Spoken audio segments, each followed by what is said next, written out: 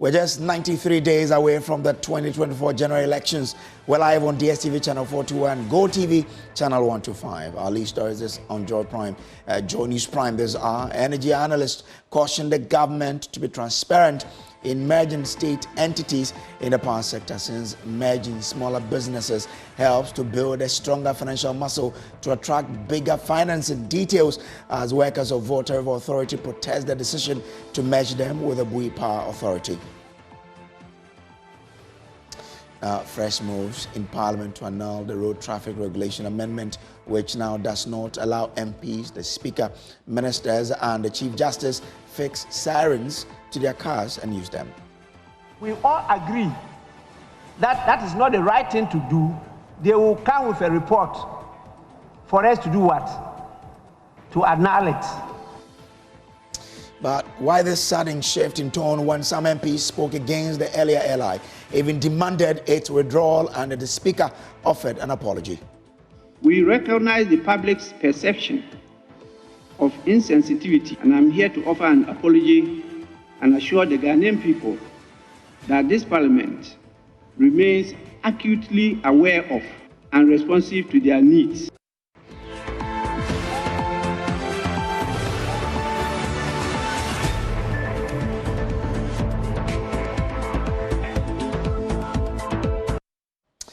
Now, the VRA Authority's headquarters in Accra have red bands on fenced walls, trees, main entrances and doors in protest of the proposed merger with Bui Power Authority. The workers have voiced strong opposition to a draft bill proposing a major restructuring of the energy sector, which includes the merger of the VRA with the Bui Power Authority. The bill also seeks to merge the Electricity Company of Ghana with the Northern Electricity Distribution Company, NETCO, while creating a new independent thermal power authority by separating VRA's thermal plant. Workers have expressed their frustration, arguing that the VRA Authority was established for the people, not to be auctioned off to the highest bidder. The workers say they will hold a series of meetings to determine their next line of action if the proposed bill is not scrapped. Now, Francis Deku is Vice Chair of the Senior Staff Association of VRA, and he joins us via Zoom. Yeah, Francis, I'm grateful for joining. Now, government is explaining that more consultations will be done once the bill gets to Parliament. Why won't you wait?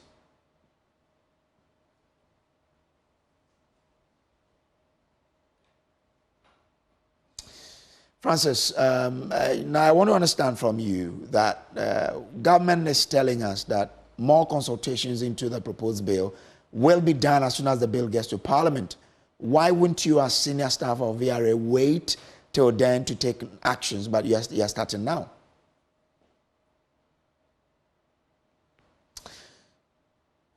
Well, we know that in this proposed bill, other entities are also being targeted, and government plans to merge the Public Utilities Regulatory Commission, PRC, and the Energy Commission. Now, we would want to understand why that, and speak to some people who have a lot of knowledge in this area. Let me bring in Francis Deku. Francis, you are with the VRA Senior Staff Association. You're protesting this decision by government. Why are you taking this decision when government says more consultations will be made?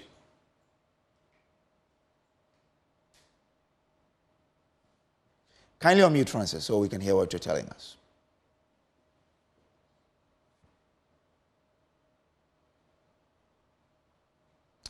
Francis, you can hear me? Can you hear me? Yes, I can hear you now, yes. Good. Yes. For us, it is very important that when you want to do things like this, there should be broad consultation to bring all staffs on board for them to have a deeper understanding about the issues right from the start, so that when there is a need to make impact in reviewing certain areas of whatever it is that we want to put on the table, that can easily be done as we move along. The fact of the matter is that somewhere made thereabout, we saw dotted of information on the media landscape, and that was telling us about certain form of authorities that were going to be formed. and it was to create a thermal authority, a hydro authority, and we saw a portion that suggests that ECG was going to be yoked into NEDCO.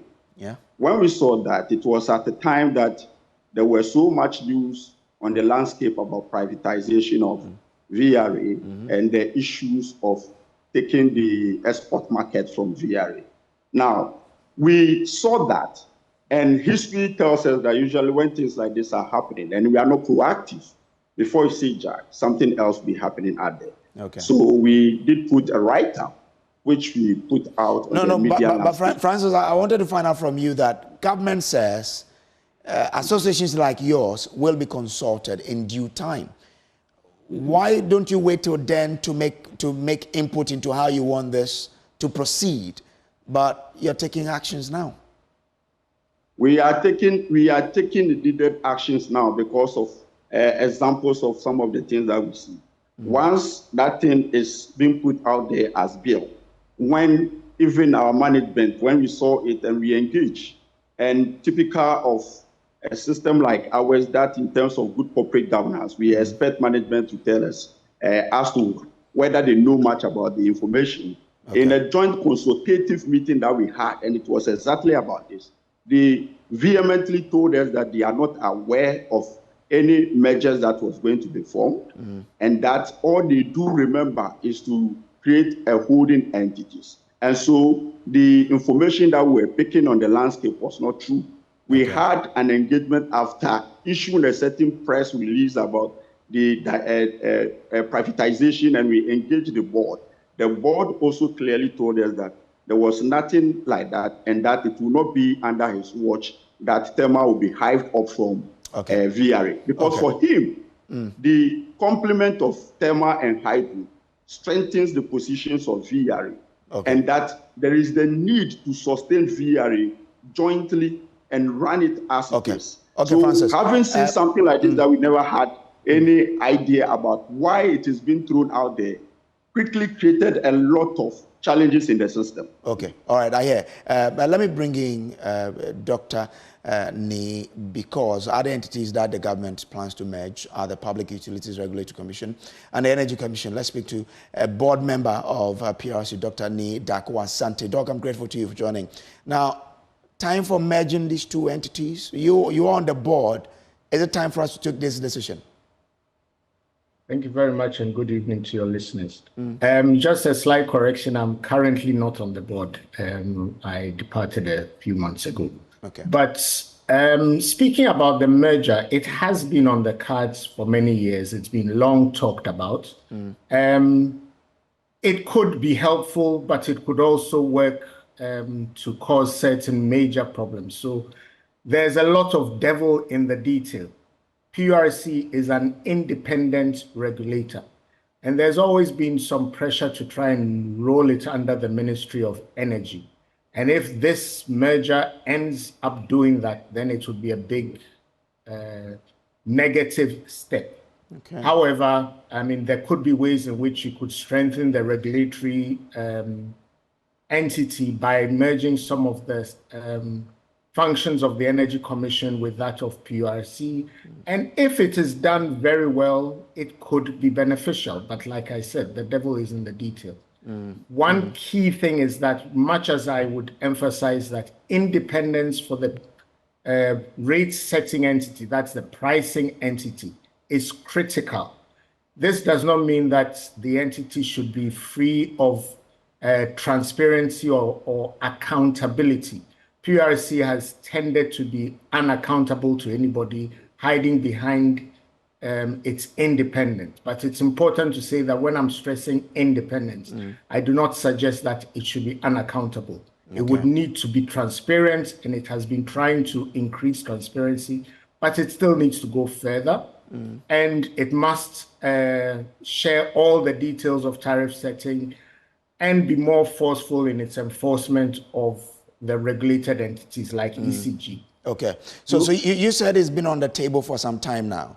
Yes. Do you agree to merging? And what, I mean, during your time when you were discussing it, what exactly was this merger to correct? So that's the big question. It's not been discussed by the PRC or with the PRC. Okay. This is something that the executive have been debating. There has not as yet been consultation, so we also do not really know what the proposed merger will entail. There are concerns that the resulting entity will not be a commission and independent, and therefore there is concern in some quarters. But again, we do not know the exact motivation. There have been some issues which suggested some benefits in merging. I mean, for instance, there'll be only one board, there'll be only one chief executive, so that would save the country some money. But would that cure the major problems of the sector? A lot depends on how it's done. Okay. Must it proceed or it should be shelved?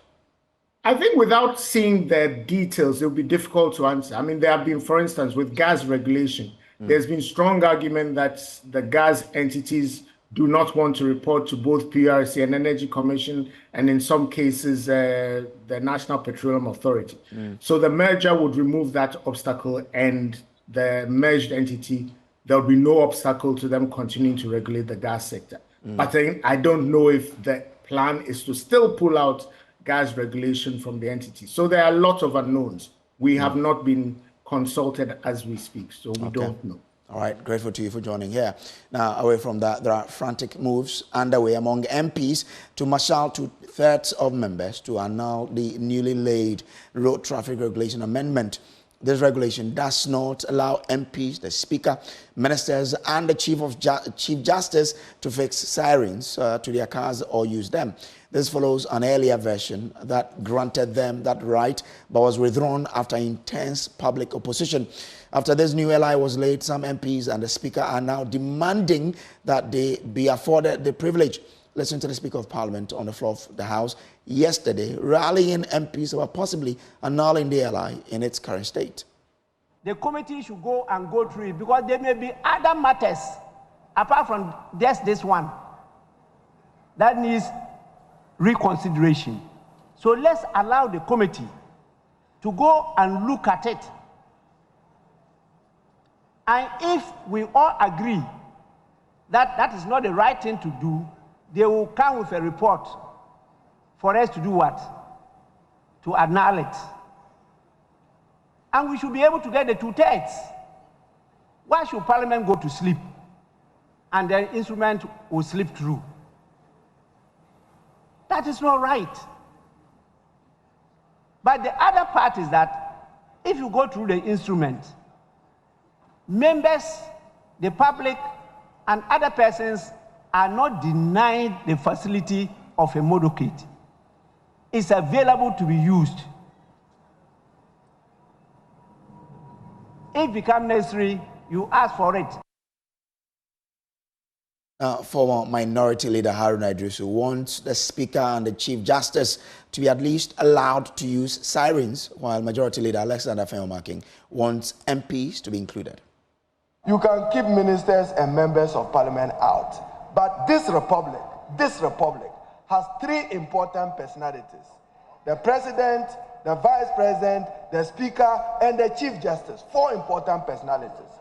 And Mr. Speaker, it is not for this House to sit for a minister. Yes, MPs. There will even be times that, Mr. Speaker, leadership is here. When you have to take a major vote, you are looking for a member who is still in his constituency in Kaswa. You want his vote here. Honorable Minister, it's my humble prayer to you that in view of the issues that have come up, we have a second look at this regulation to include MPs, an essential public of. We need MPs and key appointees whose work will require the use of certain privileges. Well, last night on PM Express, the deputy whips on both the minority and majority sides were in agreement that MPs should be allowed to use the sirens, and it should be possible to garner 2/3 of MPs to vote to annul this regulation. The initial one had members of Parliament, it had the Speaker of Parliament, it had the Chief Justice, it had the President and the Vice President. Then there was a public outcry. And like we said, members of parliament, sometimes if we are not bold in taking decision and standing by our rights in terms of what comes to us, we will always be in this dilemma. Then there was that public outcry. We were forced to get the minister to withdraw it and for us to be able to sanitize the whole document and bring it back to Parliament. The whole document was sanitized. Then it was laid already today. And when it was laid, another issue rise. The member of Parliament for Tamale South drew the attention of the House to the fact that even the Speaker of Parliament, because we are talking about arms of government, where we have the executive, the legislature, and the judiciary. We are talking about only the president will be allowed to use siren, not motorcade. Let's differentiate that. Yeah. The motorcade part, you can be able to use it as and when you want. It's about the siren. So the Speaker of Parliament was not captured. The Chief Justice was not captured. And then we raised serious concern. And I am of the opinion, strong opinion, that members of Parliament should be allowed to use the siren. So what exactly is accounting for this sudden shift in positions when we earlier heard from the Speaker apologize to the nation at the height of the backlash against the LI? Members of Parliament and justices of the Superior Courts of Judicature, the privilege of using sirens on our roads and exemption from speed limits. Honorable members from Western Region,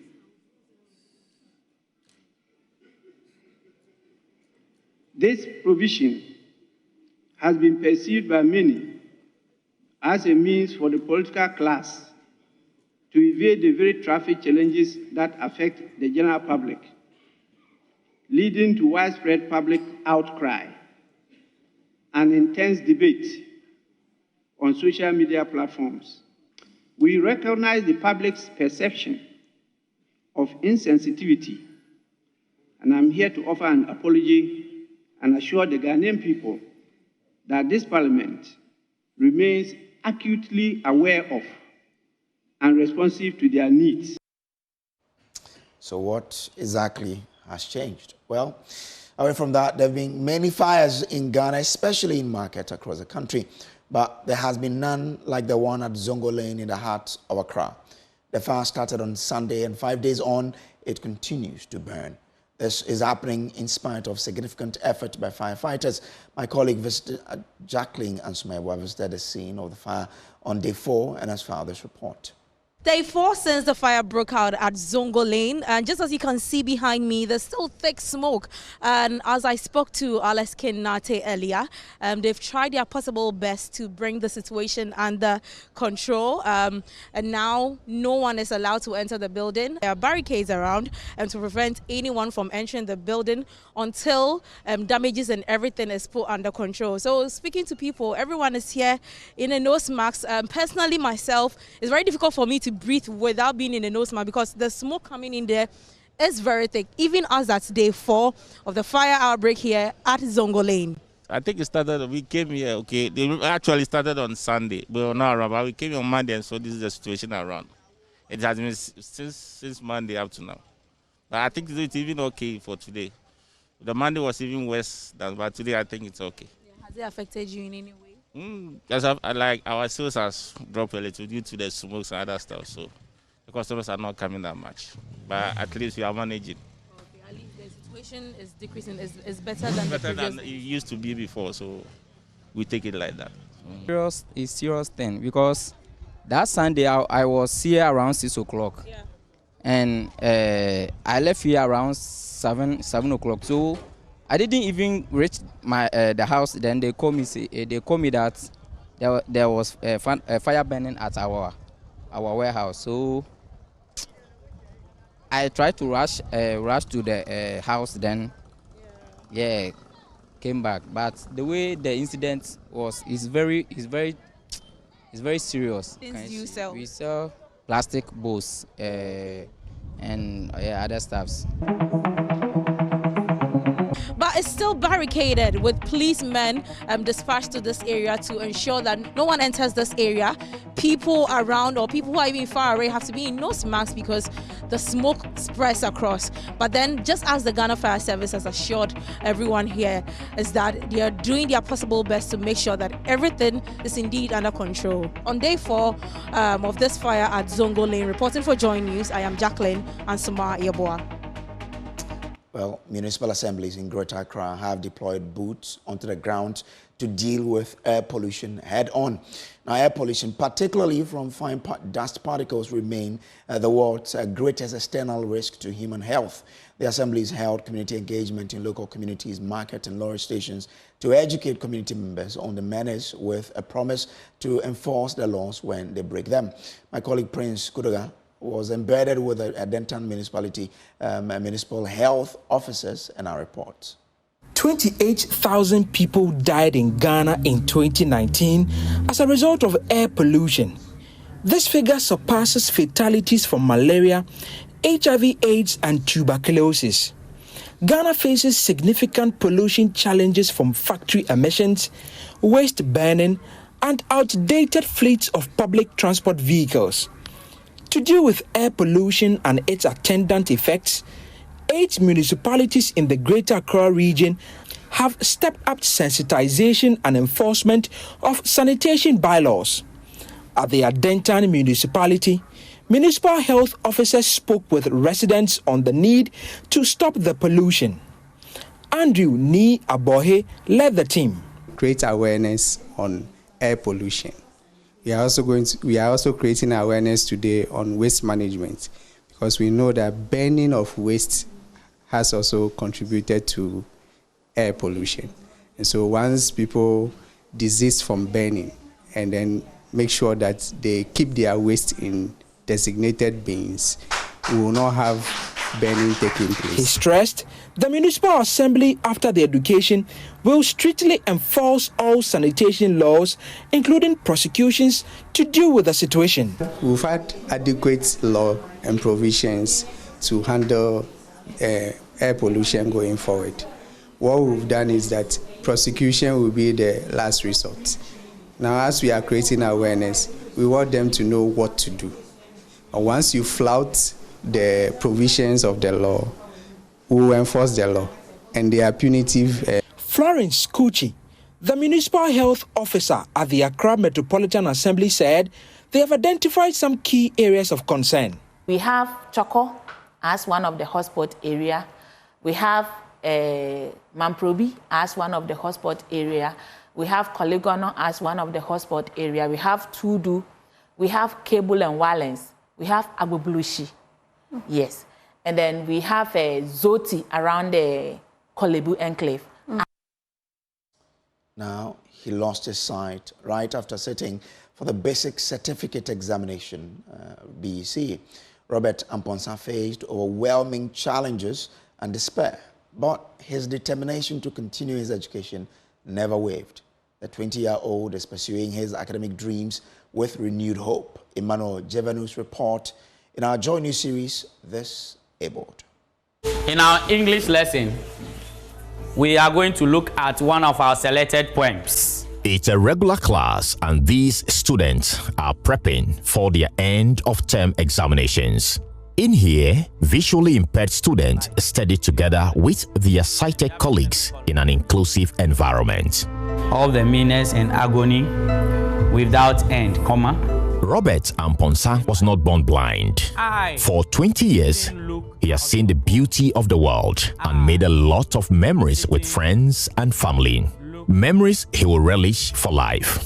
Unfortunately, his sight failed him just after sitting for the Basic Education Certificate Examination, BCE. Actually, in 2020, in the month of September, after my BCE, I decided to go to Tema and work in one of the companies. Across the line, I've been experiencing some severe headaches, so I don't take it as serious. I just take it as a normal headache. And unfortunately, the eye is going small, so I decided to visit a hospital, and they told me that it's glaucoma, so gadwai, no matter what I'll do, it will go off. Robert's blindness was sudden and unexpected. It left the young man constantly in tears, and the thoughts of having his eyes shut forever haunted him. At the ending of December, and both of the eye went off. I have not been in this situation before, so when this happened, I decided to kill myself, but with the advice of my brothers and sisters, I did not do that. And it pains me a lot because I was not born with it, and across the line, it happens like this. Robert had high hopes of seeing himself through senior high school, but his current condition has put a heavy burden on him. After the BEC, during the school selection, I'm even confused. It's by God's grace, because the schools that I chose, I just chose it like that because after the BEC, I was tired and stressful, so the pressure on us to choose the school, and I just selected the schools like that. So Mikra, that the moment that I have crampo, I mean, it's a wonderful, it's a miracle in my life, His blindness at first made him question the essence of life and why he would continue going to school. But when Robert heard that Adidome SHS enrolled students with visual impairment, he had renewed energy to chase his dreams. I want to be a teacher so that I should be able to educate people how to cooperate with the visual impaired, or how to manage with people with disabilities. At times, people in our various community don't know how to manage their VIs, and moreover, we have more opportunities for the VI, but because people don't know, they just leave them like that in the community. Very heartbreaking but inspiring story. All on this note, we'll take a break. We'll be back with more.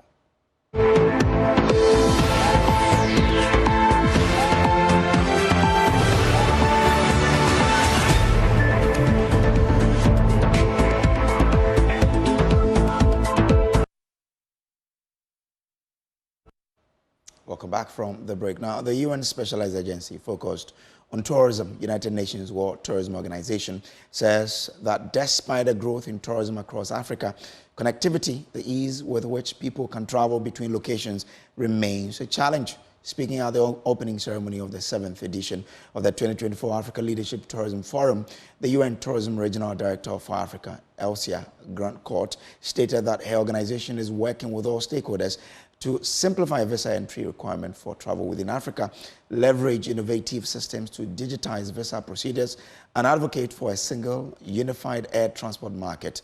More in the following report. The Africa Tourism Leadership Forum, ALTF, is a key Pan-African platform that brings together leaders from Africa's travel, tourism, hospitality, and aviation sectors. It focuses on sharing insights, developing strategies to boost intra-African travel, and fostering network opportunities.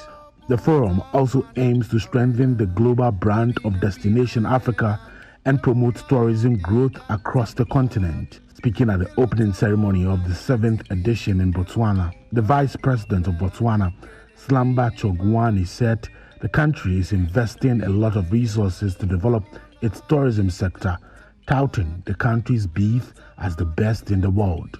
Tourism in Botswana is a major contributor to the national economy and has tremendous potential to grow.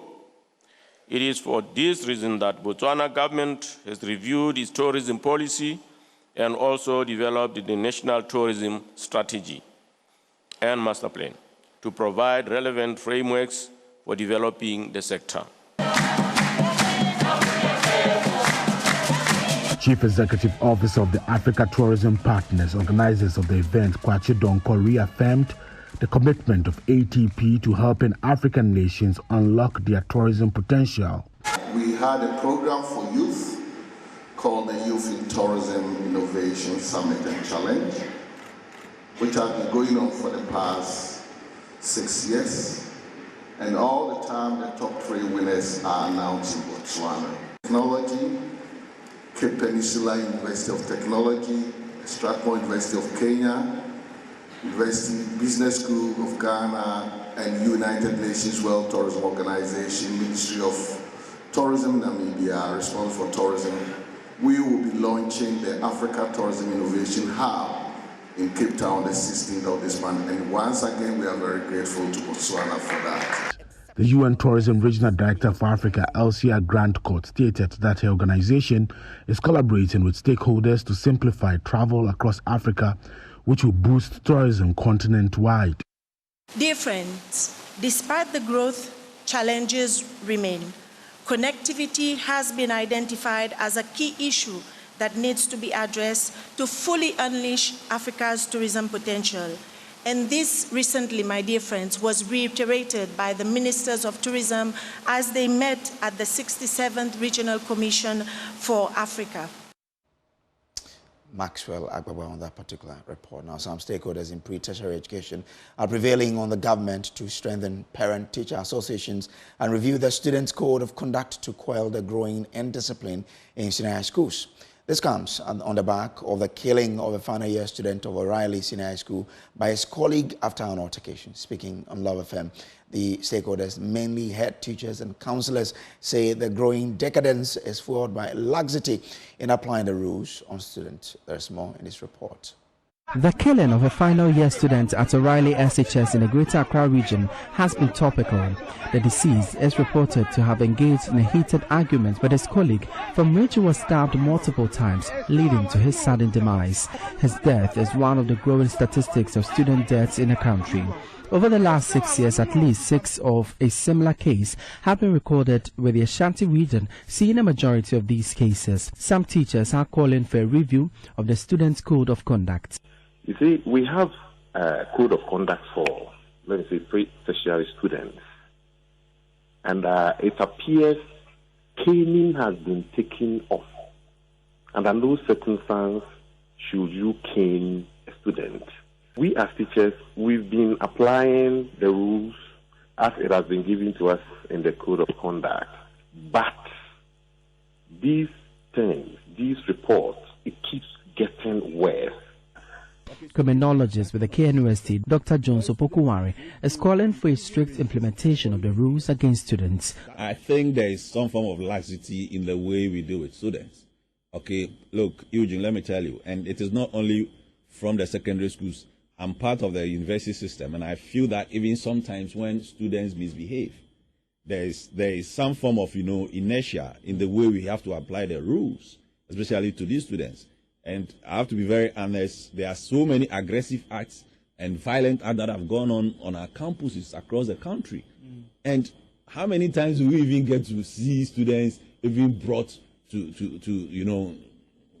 answer for some of the things they do? Even if you are supposed to subject them to the criminal justice system, we don't see the end of it. So once you do that, it creates that culture of impunity where the students now feel that, look, some way, somehow, they are very powerful and they can do whatever they like without anybody coming after them. Look. For Joy News, my name is Emmanuel Bright Kweko. Well, let's do election headquarters now, and that is brought to you by Petrosol Platinum Energy, Energizing Dreams, the Chartered Institute of Management Accountant, and the American Institute of Certified Public Accountant, together as the Association of International Certified Professional Accountant. Also by the German Ozone Medical Center, Alternative Therapy, Dental Wellness and Beauty, as well as the Chopbox Technologies, a convenience service, and Youth Bridge Foundation, bridging the gap for positive youth development.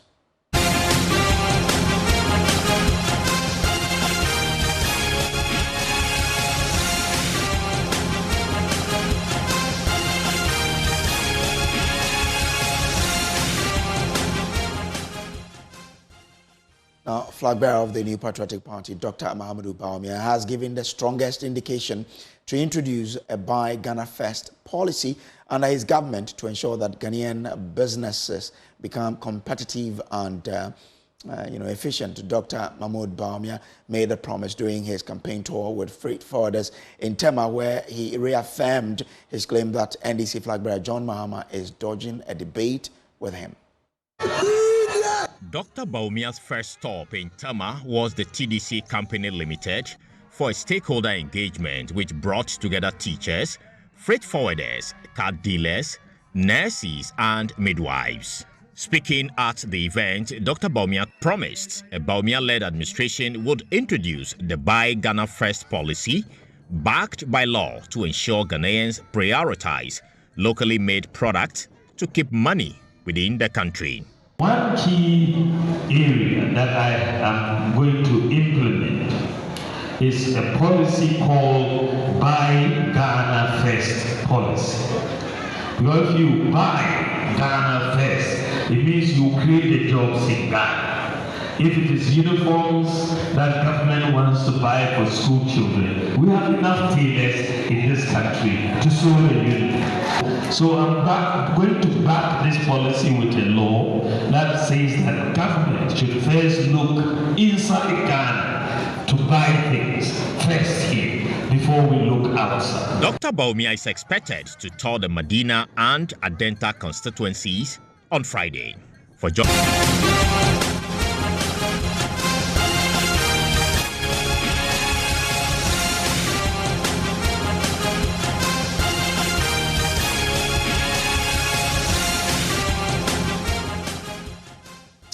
Now, out of an estimated 334,000 Ghanaians living with HIV, only 65 know their status.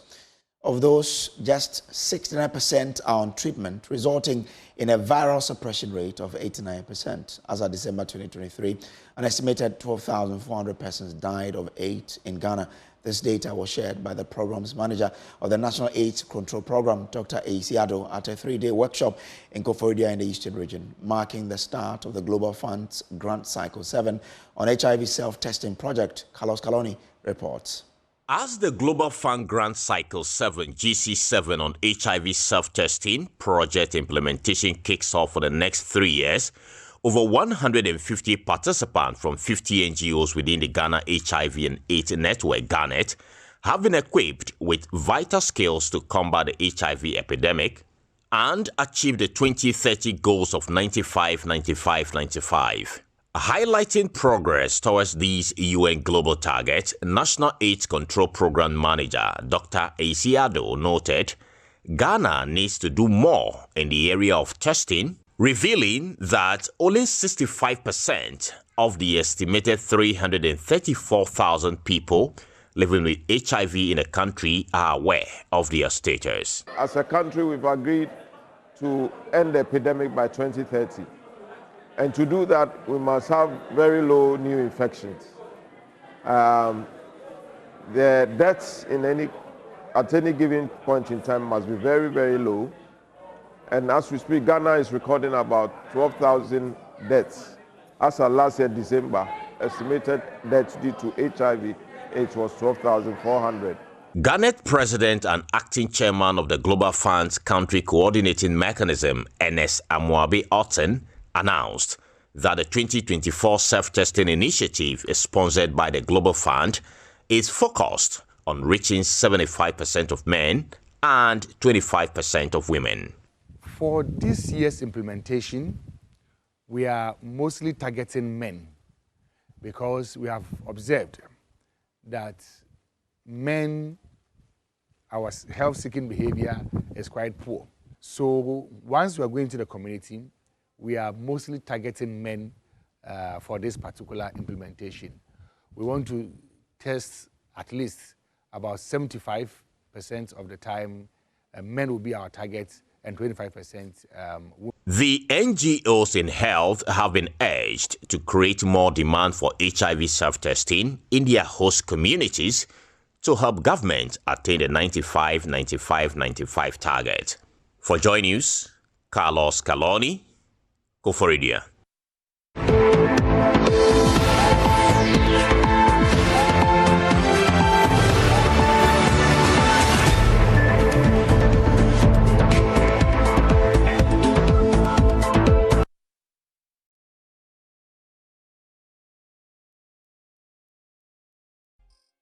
All right, let's do showbiz now. And Becky Bex is here with all the gist. Hi, Becky, how are you? Fine, thank you. How are you doing? I'm blessed. Today is a beautiful Thursday. Indeed. I had wanted to bring to you some tunes from back in the days, especially La Machide Day was ringing in my head and all of that. But I didn't do it. But I didn't do it. I'm just, you know, I don't know why, but I miss La Machide Day. I need to go back and interview him again. But today, let's talk about Maurice Babyface.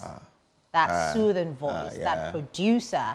So my colleague, Nicholas Ekoyamwa, caught up with him recently, and he's been talking about the fact that he's moved away from, you know, the secular music, and now he is into full-time gospel. And he gave us a little bit of what he makes of the gospel industry and what they should, you know, be doing instead of what they're doing now.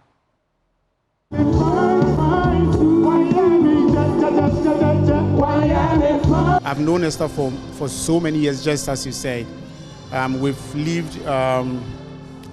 together in the same area. Actually, from my house, there's another house in between, and then you go to Esther Smith's house, and then to Nobu Nketiah's house. You know, so we've known ourselves for a very, very long time. So seeing what God is using her for today, I'm just delighted.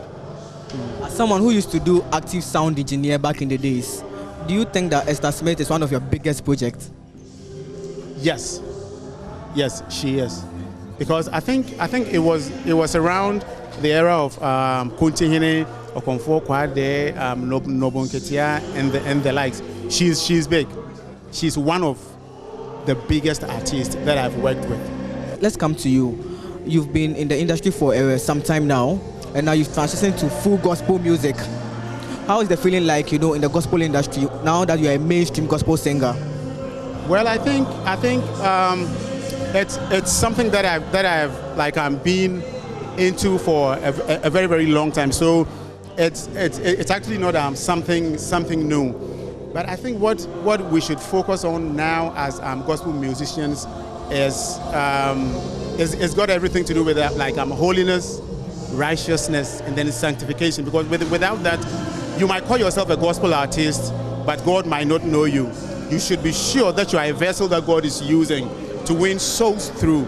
So you should avail yourself. Looking at the state of the industry now, you've been there for a very long time. How do you see the current industry and also the one you came to meet back in the days? I think it's good, but I would say the gospel music of those days, I would say, were more spirit-filled. That's what I have noticed. Yes, it was more spirit-filled as compared to what is happening today. But there are a couple of singers who are doing very well.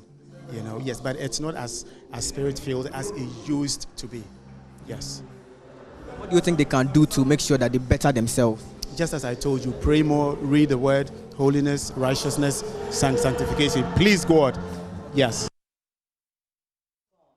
What you're supposed to do when you intend to become a gospel musician. Breeze, I know that you have that plan of becoming...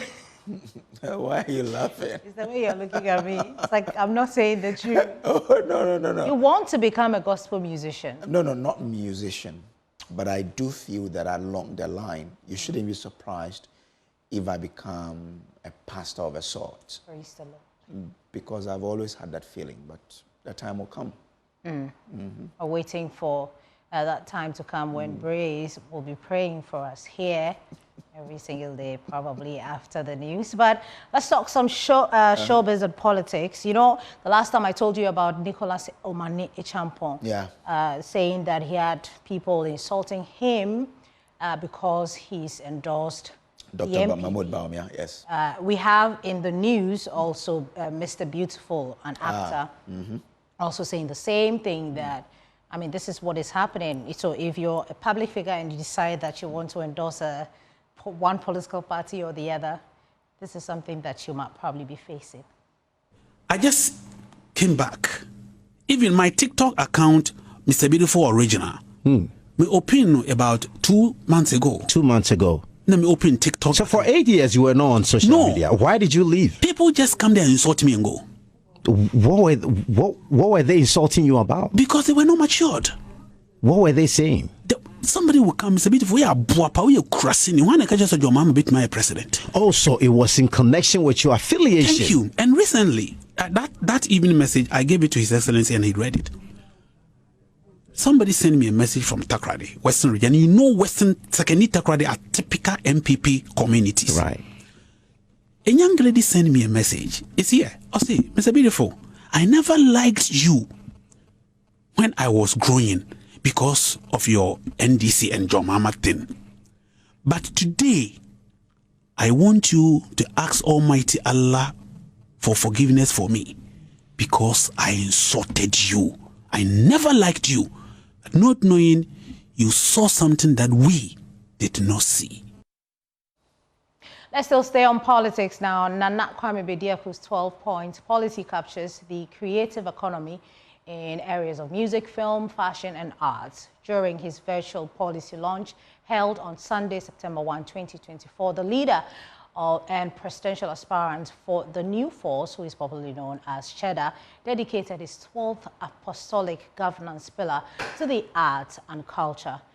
He mentioned how beneficial the establishment of an ultra-modern film studio will be to Ghana's film industry. Entertainment for me is very interesting. You know, we have the likes of some of the greatest artists coming from this country, you know, and we go way back from Osibis's when they made it to the international platform, but we couldn't protect or secure their royalties because we didn't even build the machine. Today, the New Falls have decided to build the right machine for pushing the Publishing Act that protects the IP of our content creators.